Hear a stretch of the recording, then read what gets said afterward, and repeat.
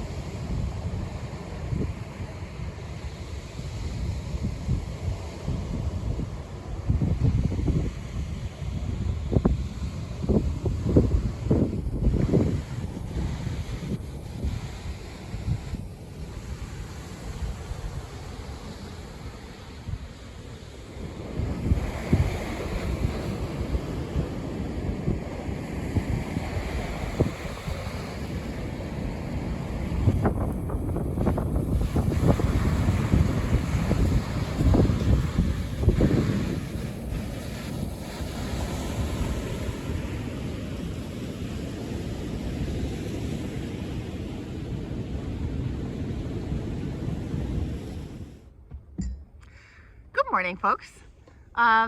So it is the next day, and yesterday afternoon we went for a lovely long walk on the beach, and the sun was getting low and the tide was going out. We saw a ton of birds. We saw gannets and we saw eiders and we saw some loons and some long-tailed ducks, yeah, and surf scoter, gulls, three kinds of gulls. We saw ring-billed gulls, black-backed gulls, and herring gulls, of course.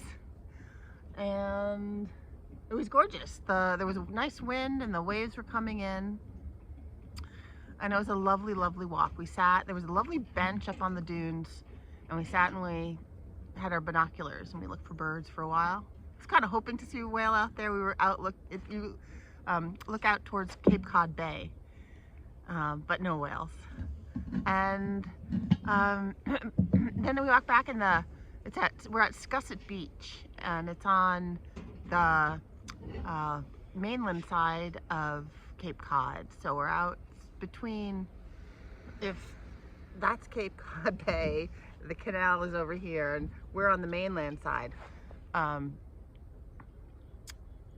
it's got a really well-preserved dune system. It's just covered with dune grasses. So it was nice to see. And it's a really nicely maintained campsite. They've got electricity, and off-season you have to have your own way of dealing with black and gray water. So we have that. There's a a picture on the other side. We have a little portable outhouse, which is not technically what they want, but we will be packing out all of our waste. And we've just had a really nice time. This morning we got up early, and Alan was cold, but he only wore a t-shirt. I had my wool sweater, my flannel, and my leggings on in bed last night, and I was comfortable. But Alan was cold. It was cold. I was okay. And it was really nice in the middle of the night to have our own private portable potty. In case we had to get up, I had to get up. And so yes, we went and walked along the beach at sunrise, and that was beautiful. I have some clips that I'll show. And then we realized last night, a couple things we realized. We forgot oil. So we cooked in the dark, and we had spaghetti or linguine with chicken of the forest mushrooms that friends had collected for us. And broccoli, and it was fine, but it was all cooked without oil. And then this morning we had planned to do home fries. We had potatoes and onions and peppers and all ready to go, but potatoes from our garden. Potatoes from the garden even, yeah, that's right. And we forgot oat milk for our coffee, so we just did a little Dunkin' run. Yeah, it's right at the top of the driveway for the campsite is a Dunkin' Donuts, or in Massachusetts. It's how it goes. So we're having our coffee. Well, I prefer my own coffee, but it's a good second. And now, let's see, Alan is putting together, we've got our fabulous little cooktop. What's the brand again? GSI? Yeah, I don't know. I got it at the LL Bean outlet on Wicked Good sale. Selkirk, yeah. And it's very nice. It's very easy to clean. The simmer is, I think every camp stove is And now we've got some accidentally, can I have the container? We have some accidentally vegan-friendly Pillsbury grams. There's nothing natural in them whatsoever. Certainly no animal product. Yeah. So it's a treat. So we're making ourselves a treat. Instead of the home fries, we're gonna have Pillsbury Grands in our cast iron Dutch oven on the stove. And then we have a can of already pre-cooked cinnamon apples stuff. So we're gonna make ourselves a little breakfast treat in lieu of our home fries. So yeah, so I think this has been a lovely, successful first try. We still haven't put the windows on the trailer. We're gonna have windows right here. And I'm gonna repaint this green, and I'm gonna have the green come up the side and be like a mountain silhouette. It's gotta look good. Yeah, and we also decided that I think we're gonna put in a tension rod inside the door, so that any of those drafts that come in through the cracks around the circular door are stopped. Ooh, there's 2 stunt planes flying overhead. The waves were crashing last night. We're only a stone's throw. The dunes are right there. And in the middle of the night, I could hear, it sounded like a roar of an engine, but I came out to use our own private potty. And yeah, I know the waves are crashing. It was a full moon. It was full moon low tide during the night. So they just must have been, and it's a very steep, powerful beach. So, It was low tide just now, high tide. It was high tide last night? Oh yeah, sorry. Yeah, high tide. It was low tide just now. You're lying to these people. What can I say? I haven't finished my coffee. So yeah, so that is our first adventure with our homemade foamy poor man's fiberglass trailer. And it's funny because there are actually several very, very fancy big trucks here pulling big fancy camper trailers. Like there's one down there that it has like a semi truck cab, and it looks like one of those mega horse trailers. And he just pulls in and sets up. It's not even like a truck and a trailer, it's an all-in-one. And there are probably several other tow behind. None of them are fifth wheel, but they're all very big and fancy. And here we come in with our little jury-rigged homemade. So yeah, it was great. It was super comfortable. I'm very happy with the bed setup. So I put down the puzzle piece, the foam mat puzzle piece that you usually see in gyms. I got them off Amazon. I put that down, and then also off Amazon, I bought like a 4-inch thick foam. It's it's 3 pieces. It folds into a couch or flat, and we used it flat for the bed. And then we had a 2-person, like a 0-degree sleeping bag. And then I also brought some wool blankets, which we did wind up pulling over us early this morning. So it was good. All those choices, I think, worked really well. We did have a really cute little tiny Weber charcoal grill, but we've been in drought for a month or 2 now, and all of Massachusetts is a red flag warning, so we weren't allowed to have the charcoal fire. But that would have been fun too, because then you can put the Dutch oven in the charcoal and put the charcoals. Yeah, here you can see Alan's invention here. Nothing natural whatsoever. Apple biscuits. Little apple biscuits out of Pillsbury Grands. Hydrogenated. And palm oil. Yeah, you sometimes just gotta go with it, right?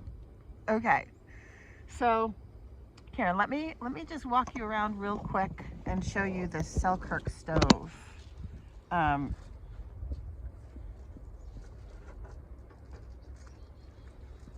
Here's our little table, little picnic table. We did bring a folding table, but we didn't need it.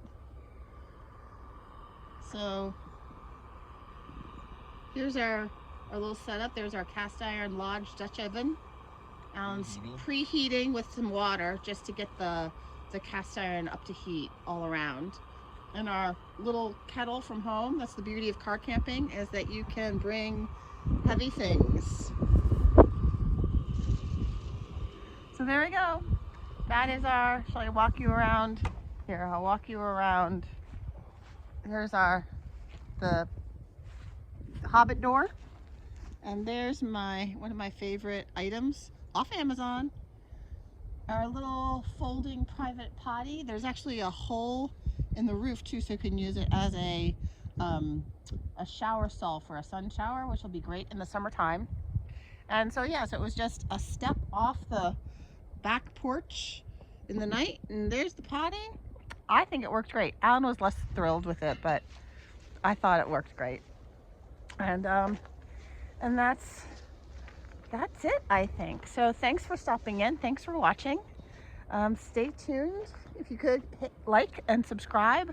We're hoping to do some more adventures. We'll maybe try it out this winter when it's really cold. See if we can get it tuned.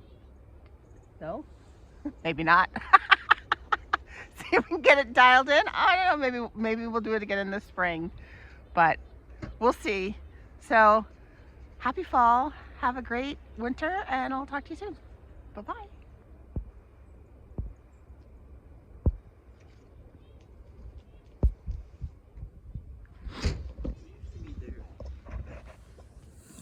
Okay, here's our epilogue. These are how they came out. No charcoal on the top. We didn't have any charcoal put on the top. That's how they look. They look kind of steamed. They got a little burny on the bottom, and as I started to... Kind of doughy in the middle. As I started to smell the burny, oops. I need to use metal forks. Yeah, there should be a metal fork someplace. You got a metal fork. Well, you cut it first. As it was starting to smell burny, I just turned the flame off and let it sit in the Dutch oven, hoping that it would kind of cook, which it seems to kind of have, although it may be a bit doughy. Yeah. That's okay. It'll still be good. Yes, dear. It's dough and sugar. All right, Alan, take a bite. No, it's too much pressure. All right. All right, well, we'll see you guys again.